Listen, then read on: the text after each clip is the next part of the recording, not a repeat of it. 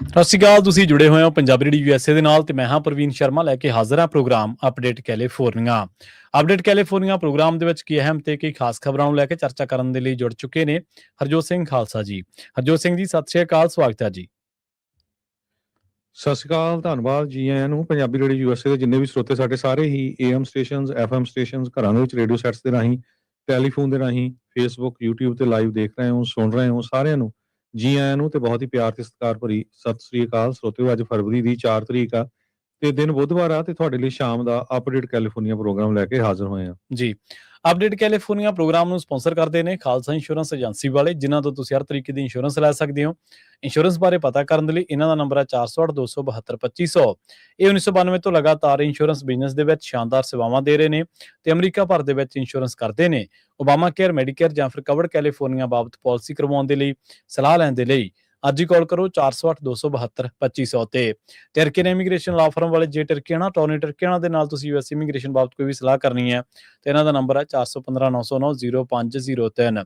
Gurbachan Singh Nagra, Sacramento, Kulwinder Singh, Jaspal Kaur Johal, Satnam Singh Tatla, Yuba City, Gurdev Singh Sohal, Baljinder Singh, Rachhpal Kaur Johal, Antelope, Jaswinder Singh Nagra, Roseville, Avtar Singh Manzal, Clovis, Joga Singh Purewal, Orangevale, Sarabjit Singh Dhoot, Yuba City, Gurnek Singh Bagri, Fresno, Paramjit Singh Dakha, Berkeley. ਇਹਨਾਂ ਸਾਰੇ ਹੀ sponsors ਦਾ ਬਹੁਤ-ਬਹੁਤ ਧੰਨਵਾਦ। ਤੇ ਜੇਕਰ ਤੁਸੀਂ ਵੀ ਪੰਜਾਬੀ USA ਦੇ ਇਹਨਾਂ ਪ੍ਰੋਗਰਾਮਾਂ ਨੂੰ ਸਪਾਂਸਰ ਕਰਨਾ ਚਾਹੁੰਦੇ ਹੋ ਤਾਂ ਸਟੂਡੀਓ ਦਾ ਨੰਬਰ ਹੈ 408-272-5200 ਜੀ।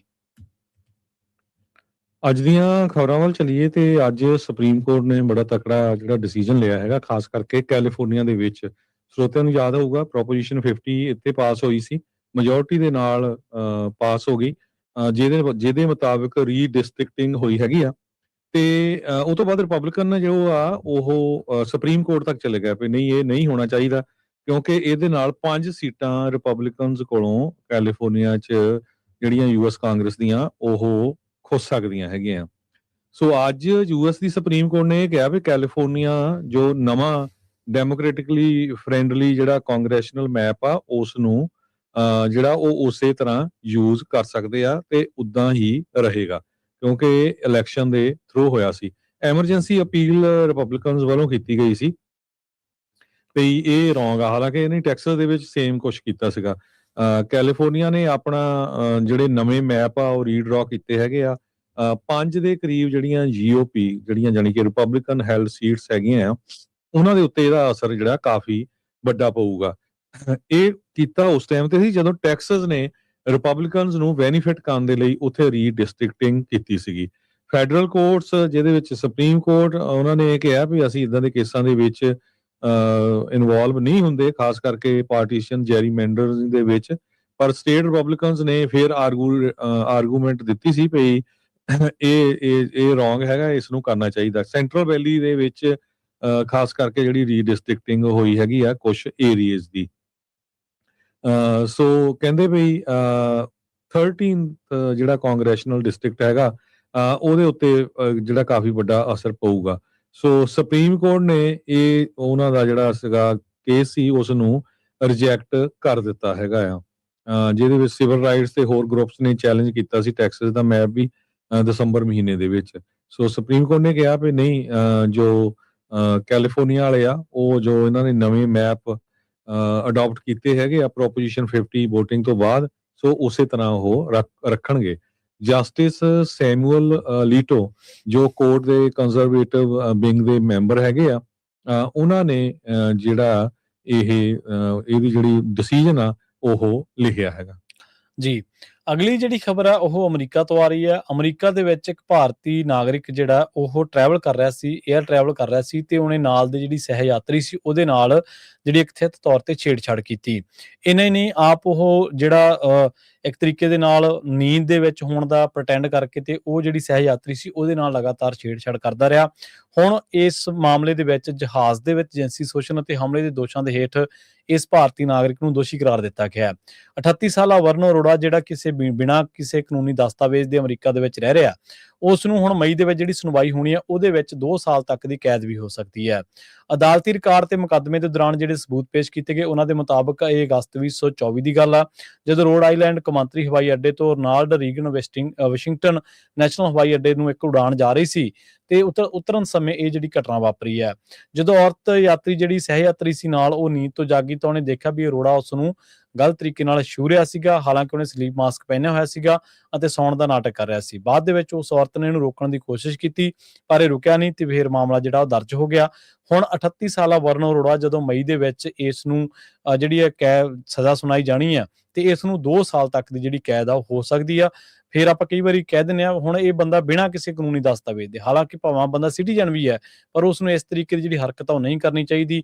ਤੇ ਜਦੋਂ ਫਿਰ ਕੋਈ ਬੰਦਾ ਜਿਹੜਾ ਦਸਤਾਵੇਜ਼ਾਂ ਤੋਂ ਬਿਨਾਂ ਤੇ ਉਹ ਹਰਕਤ ਕਰਦਾ ਤੇ ਕਾਨੂੰਨੀ ਪ੍ਰਕਿਰਿਆ ਦੇ ਵਿੱਚ ਆ ਜਾਂਦਾ, ਫਿਰ ਉਹ ਜਿਹੜੇ ਦੂਜੇ ਪਾਸੇ ਪੋਲਿਟਿਕਸ ਕਰਨ ਵਾਲੀ ਧਿਰ ਆ ਉਹਨਾਂ ਨੂੰ ਇੱਕ ਹਵਾਲਾ ਹੋਰ ਮਿਲ ਜਾਂਦਾ। ਜੀ ਅਗਲੀ ਖਬਰ ਵੱਲ ਚੱਲੀਏ। ਪ੍ਰੈਜ਼ੀਡੈਂਟ ਡੋਨਾਲਡ ਟਰੰਪ ਹੁਣੀ ਕਹਿੰਦੇ ਪਏ ਜਿਹੜਾ ਅਮਰੀਕਾ ਦੀ ਲਗਭਗ 50 ਸਾਲਾਂ ਤੋਂ ਜੋ ਇਰਾਨ ਦੇ ਨਾਲ ਕਨਫਲਿਕਟ ਚੱਲ ਰਿਹਾ ਹੈ ਉਹਨੂੰ ਖਤਮ ਕਰਨਾ ਚਾਹੁੰਦੇ ਹੈਗੇ ਆ। ਜੀ ਸੋ ਉਹਨਾਂ ਨੇ ਇੱਕ ਬਹੁਤ ਵੱਡਾ ਜਿਹੜਾ ਸਮੁੰਦਰੀ ਜਹਾਜ਼ ਬੇੜਾ ਹੈਗਾ ਆ ਉਹ ਵੀ ਲਾਗੇ ਭੇਜ ਦਿੱਤਾ ਆ ਅਰੇਬੀਅਨ ਸੀ ਦੇ ਵਿੱਚ, ਤੇ ਵਾਰਸ਼ਿਪਸ ਜੋ ਆ ਉਹ ਪਰਸ਼ੀਅਨ ਗੁਲਫ ਦੇ ਵਿੱਚ ਪਹੁੰਚੇ ਹੋਏ ਆ ਤੇ ਇੱਕ ਪਾਸੇ ਪੂਰੀ ਧਮਕੀ ਵੀ ਦੇ ਰਿਹਾ ਤੇ ਪਰ ਦੂਜੇ ਪਾਸੇ ਜੋ ਅਰਬ ਲੀਡਰਸ ਆ ਉਹ ਲੌਬੀ ਕਰ ਰਹੇ ਆ ਵਾਈਟ ਹਾਊਸ ਨੂੰ ਕਿ ਯੂਐਸ ਤੇ ਇਰਾਨ ਦੀ ਬੈਠ ਕੇ ਗੱਲਬਾਤ ਹੋਣੀ ਚਾਹੀਦੀ ਆ, ਕਿਉਂਕਿ ਇਰਾਨ ਵਾਲੇ ਵੀ ਕਹਿ ਰਹੇ ਵੀ ਜੇ ਸਾਡੇ ਤੇ ਅਟੈਕ ਕੀਤਾ ਤੇ ਅਸੀਂ ਜਿਹੜੇ ਤੁਹਾਡੇ ਬੇਸ ਹੈਗੇ ਆ ਬਾਕੀ ਮੁਲਕਾਂ ਦੇ ਵਿੱਚ ਉਹਨਾਂ ਦੇ ਉੱਤੇ ਅਟੈਕ ਕਰਾਂਗੇ। ਸੋ ਓਮਾਨ ਦੇ ਵਿੱਚ ਜੋ ਆ ਇਹ ਗੱਲਬਾਤ ਹੋਈ ਹੈਗੀ ਆ ਹੋਣੀ ਹੈਗੀ ਆ। ਇਰਾਨ ਨੇ ਕਿਹਾ ਵੀ ਯੂਐਸ ਨੇ ਪਹਿਲਾਂ ਇਹ ਜੋ ਵੀ ਉਹਨਾਂ ਦੀ ਗੱਲਬਾਤ ਹੋਈ ਸੀ ਉਸ ਨੂੰ ਰਿਜੈਕਟ ਕੀਤਾ ਸੀ, ਚੇਂਜਸ ਕੀਤੀਆਂ ਸੀਗੀਆਂ। ਜੋ ਉਹਨਾਂ ਨੇ ਇਸਤਾਨਬੁਲ ਚ ਮਿਲਣਾ ਸੀ ਉੱਥੇ ਮੀਟਿੰਗ ਹੋਣੀ ਸੀ, ਹੁਣ ਉਹ ਮੀਟਿੰਗ ਜੋ ਆ ਓਮਾਨ ਦੇ ਵਿੱਚ ਹੋਊਗੀ। ਸੋ ਮਿਡਲ ਈਸਟ ਦੇ ਕਾਫੀ ਮੁਲਕ ਵਾਈਟ ਹਾਊਸ ਦੇ ਨਾਲ ਗੱਲ ਕਰਕੇ 9 ਮੁਲਕ ਦੱਸੇ ਆ ਇਹਦੇ ਵਿੱਚ। ਉਹ ਚਾਹੁੰਦੇ ਆ ਵੀ ਇਰਾਨ ਦੇ ਨਾਲ ਜੋ ਲੜਾਈ ਚੱਲ ਰਹੀ ਹੈਗੀ ਆ ਅਮਰੀਕਾ ਦੀ ਕੋਲ ਵਾਰੀ ਆਪਾਂ ਕਹਿ ਸਕਦੇ ਆ ਉਸ ਨੂੰ ਕਿਸੇ ਨਾ ਕਿਸੇ ਤਰ੍ਹਾਂ ਨਜਿੱਠਿਆ ਜਾਵੇ, ਕਿਉਂਕਿ ਨਹੀਂ ਤਾਂ ਕਿਉਂਕਿ ਇਰਾਨ ਦੇ ਆਲੇ ਦੁਆਲੇ ਆ ਸਾਰੇ ਮੁਲਕ, ਉਹਨਾਂ ਦੇ ਉੱਤੇ ਵੱਡਾ ਅਸਰ ਪੈ ਸਕਦਾ ਹੈਗਾ। ਇਰਾਨੀਅਨ ਫੋਰਨ ਮਿਨਿਸਟਰ ਅਵਾਸ ਅਰਾਗਚੀ ਨੇ ਕਨਫਰਮ ਕੀਤਾ ਆ ਵੀ ਮਸਕਟ ਦੇ ਵਿੱਚ ਜੋ ਆ ਸ਼ੁੱਕਰਵਾਰ ਨੂੰ 10 ਵਜੇ ਮੀਟਿੰਗ ਹੋਣ ਜਾ ਰਹੀ ਹੈਗੀ ਆ ਤੇ ਉਹਨਾਂ ਨੇ ਕਿਹਾ ਵੀ ਮੈਂ ਓਮਾਨੀ ਭਰਾ ਜਿਹੜੇ ਆ ਉਹਨਾਂ ਦਾ ਧੰਨਵਾਦ ਆ ਜਿਨ੍ਹਾਂ ਨੇ ਇਹ ਸਾਰਾ ਅਰੇਂਜਮੈਂਟ ਕੀਤਾ ਹੈਗਾ। ਸੋ ਯੂਐਸ ਦੇ ਆਫੀਸ਼ੀਅਲਸ ਜੋ ਆ ਉਹ ਉੱਥੇ ਪਹੁੰਚਣਗੇ, ਡਾਇਰੈਕਟ ਯੂਐਸ ਤੇ ਇਰਾਨ ਦੀ ਗੱਲਬਾਤ ਹੋਊਗੀ ਨੰਬਰ 1 ਨਿਊਕਲੀਅਰ ਡੀਲ ਨੂੰ ਲੈ ਕੇ। ਇਸ ਤੋਂ ਬਿਨਾਂ ਇਰਾਨ ਦੇ missile program, support for proxy groups, human rights violation, violent crackdown on protesters, ਹਜ਼ਾਰਾਂ ਦੀ ਗਿਣਤੀ ਵਿੱਚ ਇਰਾਨ ਵਾਲਿਆਂ ਨੇ ਕਤਲ ਕਰਤੇ ਆਪਣੇ ਜਿਹੜੇ ਲੋਕ ਸੀ ਜੋ ਪ੍ਰੋਟੈਸਟ ਕਰ ਰਹੇ ਸੀ। ਉਹ ਹੁਣ ਪੰਪ 'ਚ ਆ ਕੇ ਉਹਨਾਂ ਨੇ ਪ੍ਰੋਟੈਸਟ ਤਾਂ ਕਰਤੇ, ਵਿਚਾਰਿਆਂ ਦਾ ਬਾਅਦ 'ਚ ਕਿਸੇ ਨੇ ਵੀ ਨਹੀਂ ਪੁੱਛਿਆ ਹੈਗਾ। So nuclear issue main issue ਅਮਰੀਕਾ ਨੇ ਬਣਾਇਆ ਹੋਇਆ। ਸੋ ਹੁਣ ਇਹ ਦੇਖਦੇ ਆ ਵੀ ਵਾਈਟ ਹਾਊਸ ਦੇ ਜਿਹੜੇ ਇਨਵੋਏ ਹੈਗੇ ਆ ਸਟੀਵ ਵਿਟਕੌਫ, ਉਹ ਇਜ਼ਰਾਈਲ ਵਾਲਿਆਂ ਨਾਲ ਵੀ ਉਹਨਾਂ ਨੇ ਮੀਟਿੰਗ ਕੀਤੀ ਹੈਗੀ ਬੈਂਜਾਮਿਨ ਨੇਤਨਯਾਹੂ ਨਾਲ, ਤੇ ਉਸ ਤੋਂ ਬਾਅਦ ਉਹ ਜੋ ਇਰਾਨ ਦੇ ਜੋ ਲੀਡਰਸ ਹੈਗੇ ਆ ਉਹਨਾਂ ਦੇ ਨਾਲ ਵੀ ਗੱਲਬਾਤ ਕਰਨਗੇ। ਜੀ ਅਗਲੀ ਜਿਹੜੀ ਖਬਰ ਆ ਉਹ ਲਾਸ ਐਂਜਲਸ ਤੋਂ ਆ ਰਹੀ ਹੈ। ਲਾਸ ਐਂਜਲਸ ਦੇ ਵਿੱਚ ਆਪਾਂ ਨੂੰ ਪਤਾ ਹੈ ਕਿ ਪੈਲੀਸੇਡ ਜਿਹੜੀ ਫਾਇਰ ਸੀ ਉਹਨੇ ਖਾਸਾ ਨੁਕਸਾਨ ਕੀਤਾ ਸੀ।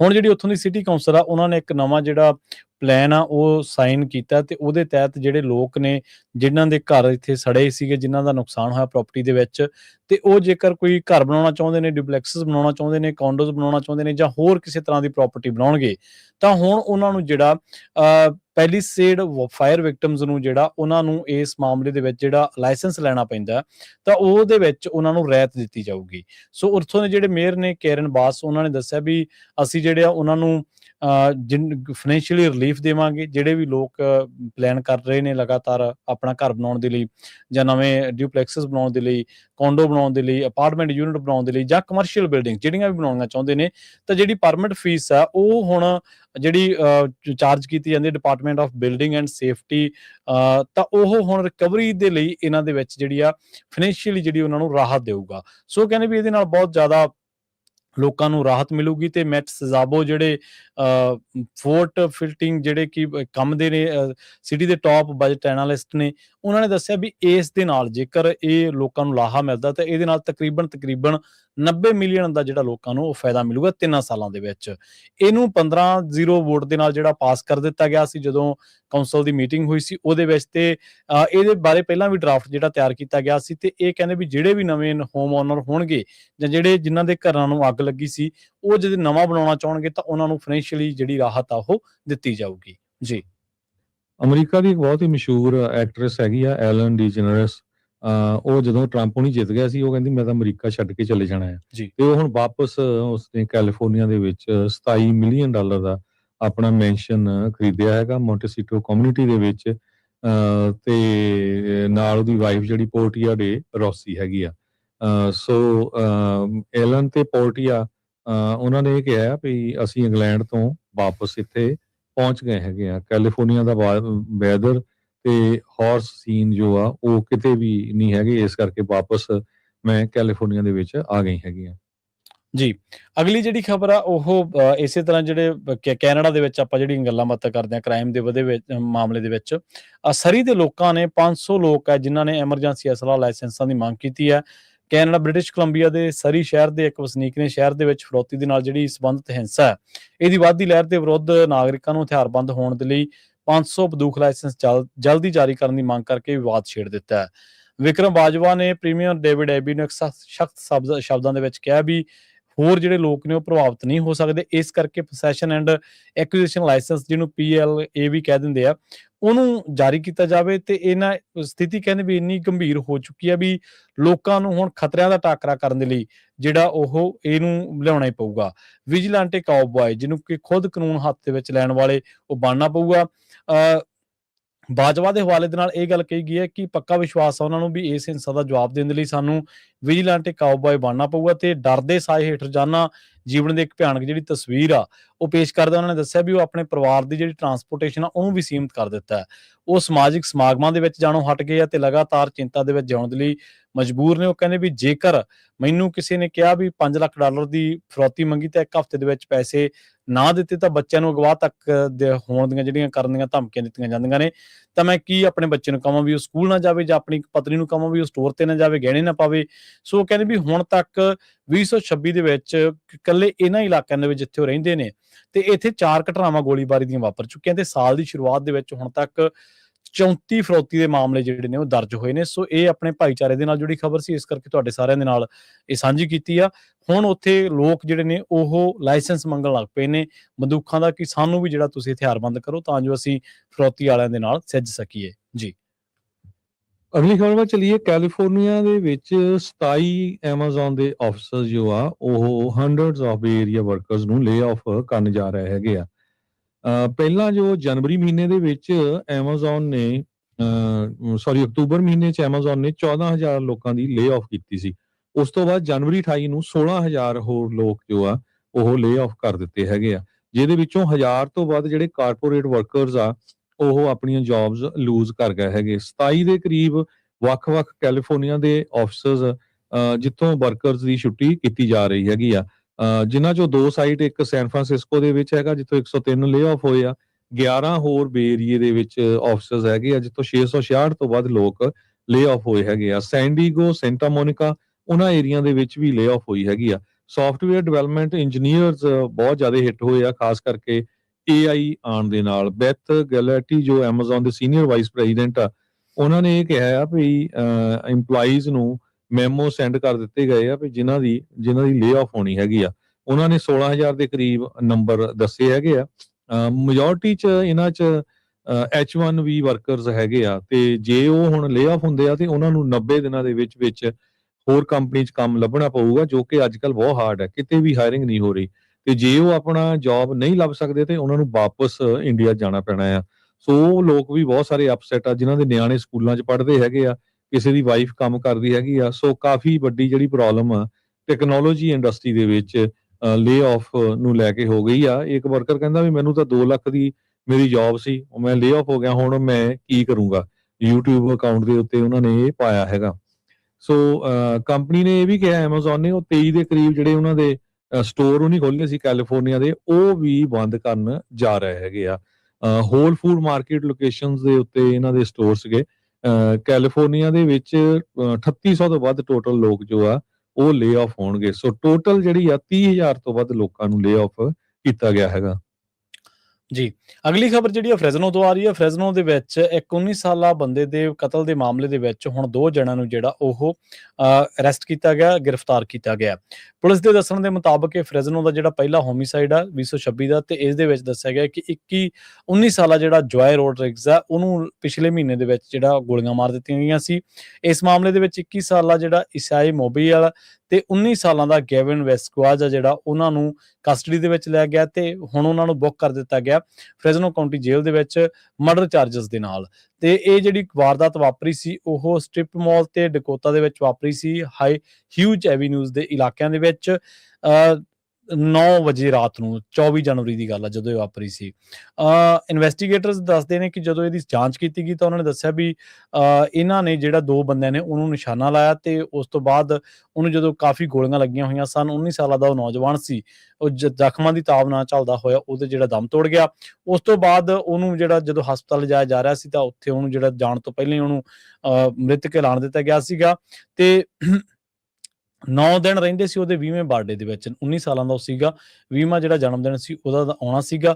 ਤੇ ਇਹਨਾਂ ਦੇ ਆਪਸੀ ਕੋਈ ਜਿਹੜੀ ਗੱਲਬਾਤ ਹੋਈ ਆ ਜਾਂ ਇਹਨਾਂ ਦਾ ਪਹਿਲਾਂ ਕੋਈ ਸੰਬੰਧ ਸੀਗਾ ਜਾਂ ਇਸ ਮਾਮਲੇ ਦੇ ਵਿੱਚ ਕਿਉਂ ਇਹਨਾਂ ਅਲੜਾਂ ਨੇ ਇਹੋ ਜਿਹਾ ਜਿਹੜਾ ਕਦਮ ਆ ਉਹ ਚੁੱਕਿਆ, ਇਹਦੇ ਬਾਰੇ ਜਿਹੜੀ ਪੁਲਿਸ ਆ ਉਹ ਹਲੇ ਜਾਂਚ ਕਰ ਰਹੀ ਹੈ। ਜੀ, ਅਗਲੀ ਖਬਰ ਵੱਲ ਚਲੀਏ। ਇਮੀਗ੍ਰੇਸ਼ਨ ਕਸਟਮ ਐਨਫੋਰਸਮੈਂਟ ਦੇ ਏਜੰਟਸ ਜੋ ਆ ਉਹ ਕੈਲੀਫੋਰਨੀਆ ਦੇ ਬੇ ਏਰੀਏ ਦੇ ਵਿੱਚ ਜਦੋਂ ਸੁਪਰਬਾਲ ਦੀ ਹੁਣ ਗੇਮ ਹੋਣੀ ਆ ਉੱਥੇ ਹੋਣਗੇ।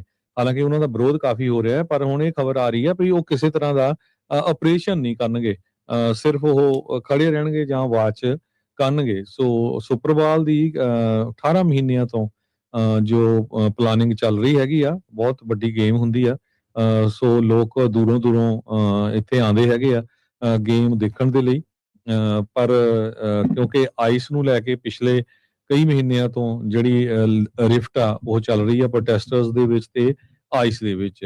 ਕਹਿੰਦੇ ਵੀ ਡਿਪਾਰਟਮੈਂਟ ਆਫ ਹੋਮਲੈਂਡ ਸਿਕਿਉਰਿਟੀ ਨੇ ਇਹ ਕਿਹਾ ਵੀ ਅਸੀਂ ਸਿਰਫ ਸਿਕਿਉਰਿਟੀ ਦਾ ਜਿਹੜਾ ਅਰੇਂਜਮੈਂਟ ਆ ਉਹ ਕਰ ਰਹੇ ਆ, 20 ਸਾਲਾਂ ਤੋਂ ਕਰ ਰਹੇ ਹੈਗੇ ਆ, ਤੇ ਸਾਡੀਆਂ ਜਿਹੜੀਆਂ ਆ 20 ਤੋਂ ਵੱਧ ਡਿਪਾਰਟਮੈਂਟਸ ਹੈਗੀਆਂ ਜੋ ਵਰਕਆਊਟ ਕਰਦੀਆਂ ਹੈਗੀਆਂ, ਪਰ ਆਈਸ ਇਨਫੋਰਸਮੈਂਟ ਐਕਟੀਵਿਟੀ ਜਿਹੜੀ ਆ ਉਹ ਕਿਸੇ ਤਰ੍ਹਾਂ ਦੀ ਵੀ ਨਹੀਂ ਹੋਊਗੀ। ਲੋਕਲ ਲਾ ਇਨਫੋਰਸਮੈਂਟ ਜਿਨ੍ਹਾਂ ਦੇ ਵਿੱਚ ਪੁਲਿਸ ਡਿਪਾਰਟਮੈਂਟਸ ਹੈਗੀਆਂ ਸੈਂਟਾ ਕਲਾਰਾ, ਸੈਨ ਫਰਾਂਸਿਸਕੋ, ਸੈਨ ਹੋਜ਼ੇ, ਤੇ ਉਹਨਾਂ ਨੇ ਪ੍ਰੈਸ ਕਾਨਫਰੰਸ ਦੇ ਵਿੱਚ ਦੱਸਿਆ ਵੀ ਅਸੀਂ ਹੀ ਸਾਰਾ ਕੁਝ ਜੋ ਆ ਉਹ ਹੈਂਡਲ ਕਰਾਂਗੇ।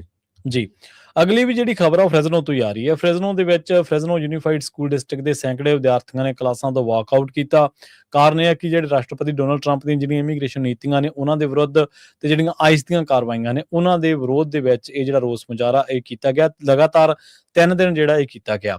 ਐਡੀਸਨ ਹਾਈ ਸਕੂਲ ਦੇ ਪ੍ਰਿੰਸੀਪਲ JL ਮਨੋਜ ਨੇ ਦੱਸਿਆ ਵੀ ਮਾਪਿਆਂ ਨੂੰ ਇੱਕ ਈਮੇਲ ਇਸ ਬਾਬਤ ਭੇਜੀ ਸੀ ਤੇ ਦੱਸਿਆ ਗਿਆ ਸੀਗਾ ਕਿ ਜਿਹੜੇ ਬੱਚੇ ਆ ਉਹ ਸਕੂਲ ਨੂੰ ਇਹ ਜਾਣਕਾਰੀ ਮਿਲੀ ਹੈ ਕਿ ਜਿਹੜੇ ਵਿਦਿਆਰਥੀ ਆ, ਸਟੂਡੈਂਟ ਆ, ਉਹ ਆਈਸ ਦਾ ਵਿਰੋਧ ਕਰਨ ਦੇ ਲਈ ਵਾਕਆਊਟ ਕਰਨਗੇ।